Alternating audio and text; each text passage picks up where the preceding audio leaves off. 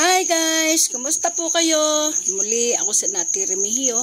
Ang isi-share ko sa inyo ay ang aking nilutong tinulang manok para aming hapunan. Yan po guys. Ako ngayon ay nagtinola ng manok. Yan. Paminsan-minsan ipakita po ang mukha.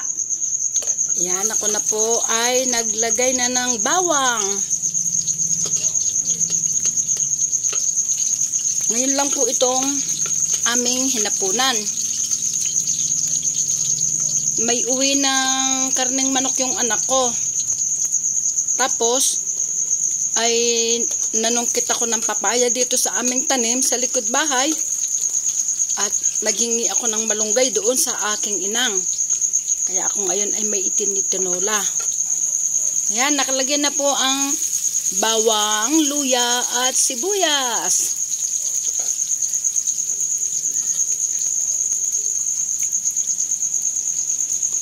At isusunod ko na po itong karne ng manok.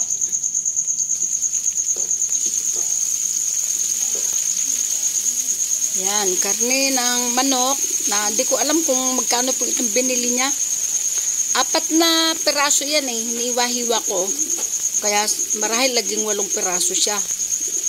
Kasi baka hindi talaban ng luto yung pinakaloob ng karne.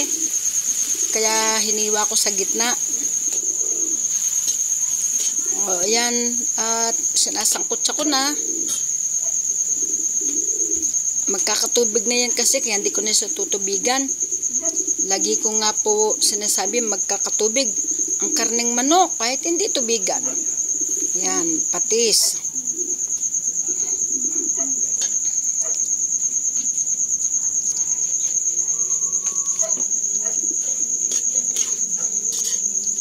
Tapos yan, konting mix-mix lang ay tatakpan ko na yan para masangkot siya siyang mabuti.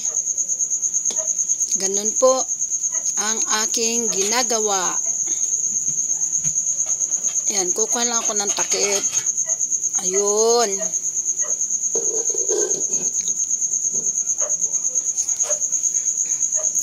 At ayan, titingnan ko na ang aking sinangkot siya. Ayan. Muntik na matuyo ng katas. Yung sariling katas ng manok.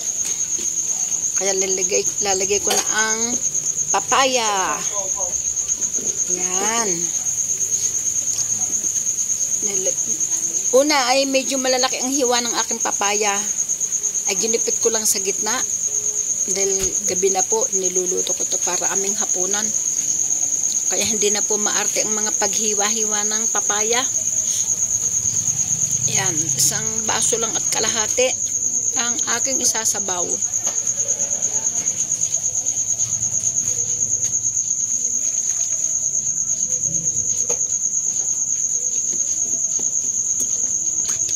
At muli, yan ay aking tatakpan. At nilakas ko na ang apoy. Yan po, nilakas ko na ang apoy kanina pa sa sinasakot siya ng manok. Nilakas ko na siya. Ayan, kumukulo na. Ngunit, hindi pa luto ang papaya. Ayan. Kasi nga, nung sinangkot ko yung manok, hindi ko agad binuklat ang takip, ay pwede na palang ilagay yung papaya, di ko agad na ilagay. Kaya lumiit ng karne ng manok eh, pero hindi pa luto ang papaya.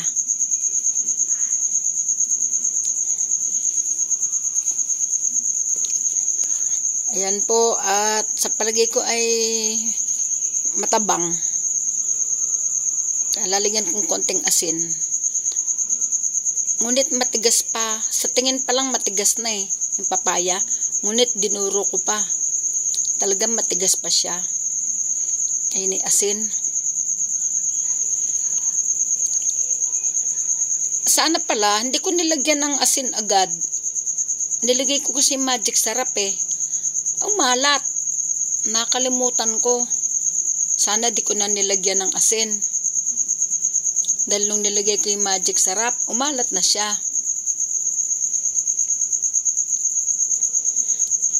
Kaya, sa bandang huli nito, ayan, tinikman ko eh, oh. Sabi ko, malat. Kaya sa bandang huli po, nung sinasando ko na, niligyan ko tubig na mainit para mabuwasan ng alat. Yung tubig sa thermos. Yun po ang niligay ko. Hindi ko lang napakita sa video. Ngunit dito, maalat pa siya.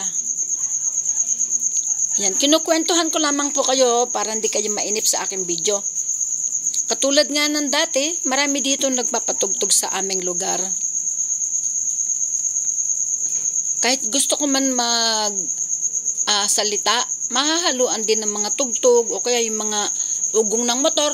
Sa kasulukuyan, nandito ako sa likod bahay. Para hindi marinig yung patugtog doon sa harapan, tabindaan.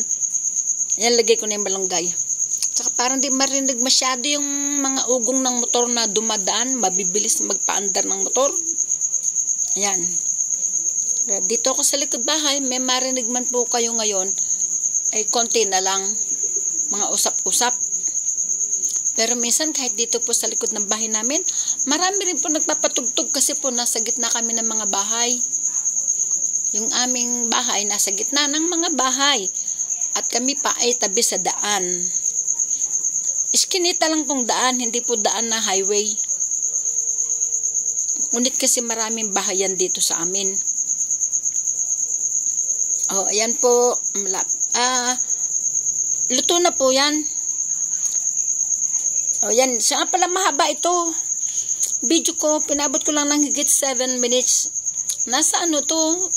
10 minutes, ganun po. Pinabilis ko na po. Kaya maraming salamat po sa mga nanonood sa akin video, sa mga nagla-like, sa mga nagko-comment, sa mga nagse-share, sa mga nagse-subscribe, sa mga nanonood hanggang sa dulo, sa mga hindi nag-i-skip ng ads. Maraming salamat po sa inyo lahat. Ganon din po ang gagawin ko sa inyo hanggang kaya ko po. Maraming salamat. Paalam.